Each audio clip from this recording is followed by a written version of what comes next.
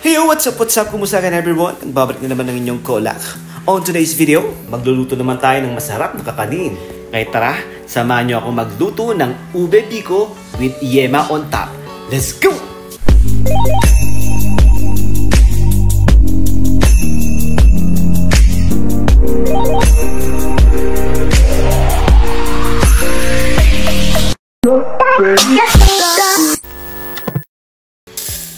Una, hugasan muna natin itong 1 kilong malagkit na bigas bago natin ito isalang.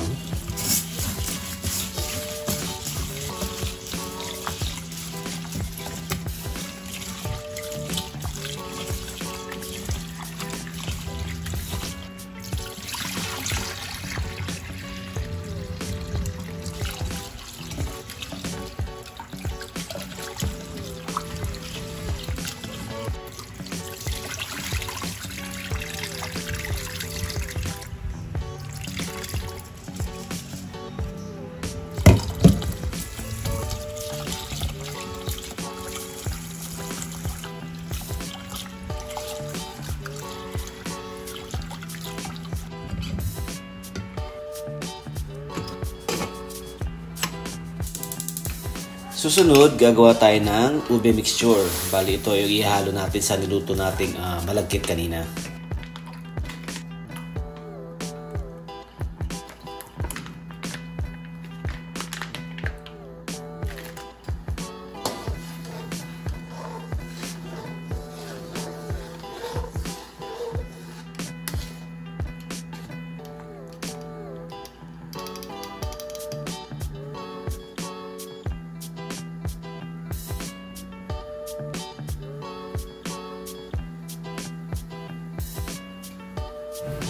Pag kumulo ng gata, pwede natin ilagay ang ating pampalasa. Instead na gumamit tayo ng sugar, brown sugar, gamit tayo ng condensed milk.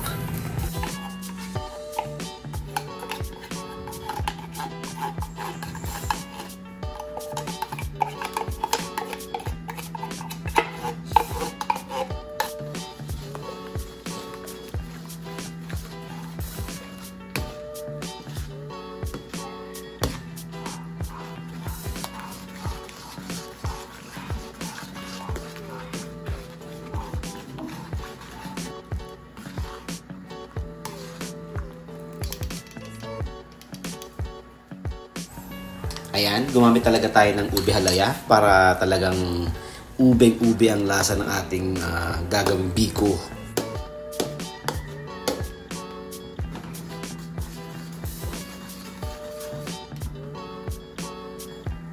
Tapos maglalagay lang tayo ng ube syrup para magkaroon naman ng magandang kulay yung ating biko.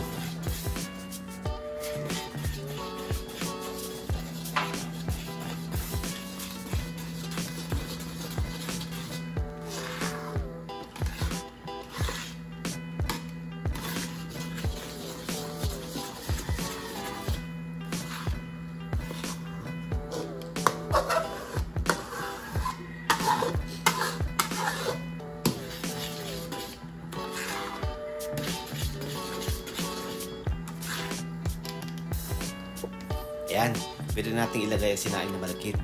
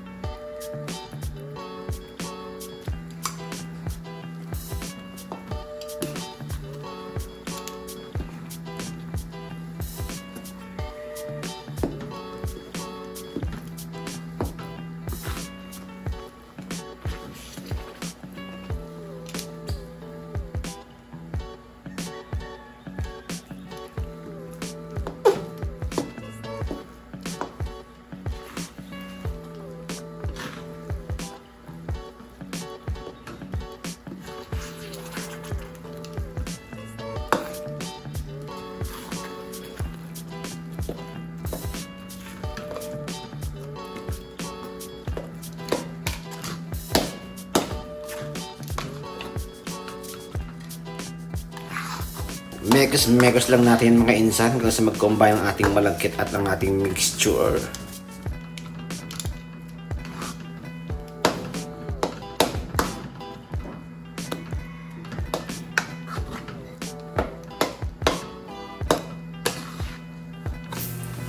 Okay na to. I-ready na natin ang ating malaking llanera at pahiran lang natin ito ng oil para hindi dumikit yung ating malagkit. Ayan, malagkit na madikit pa, di ba?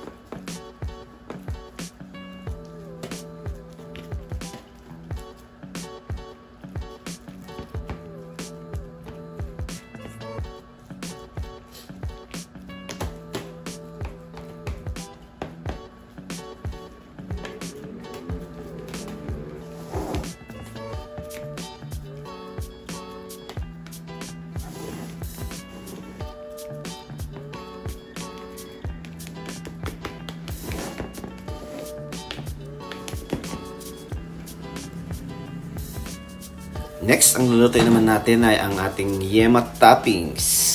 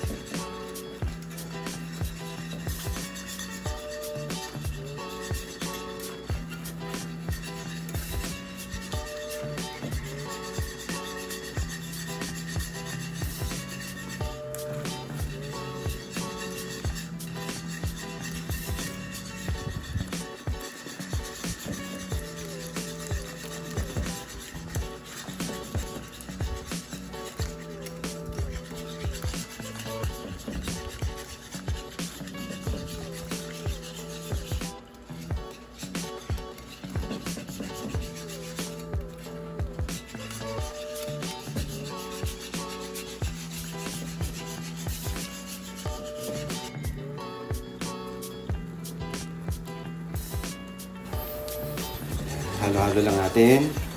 Halo-haloyin hanggang mag-combine lahat ng mga mixture at nakuha natin yung tamang lapot ng ating yema.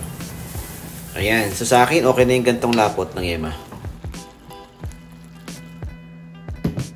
Spread na natin sa ibabaw ng ating biko, ube biko. Ayan. So spread lang.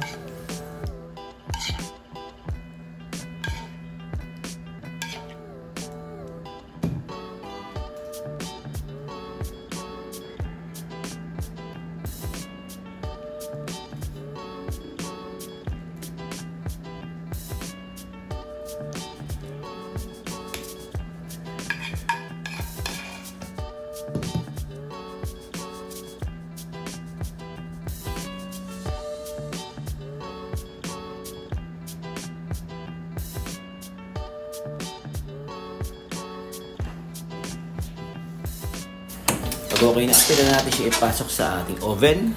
Tapos i-bake lang natin siya mga 30 to 45 minutes or hanggang sa magkaroon na siya ng konting sunog-sunog sa ibabaw. Tcharan! Ayan, ready na ang ating ube biko with yema on top.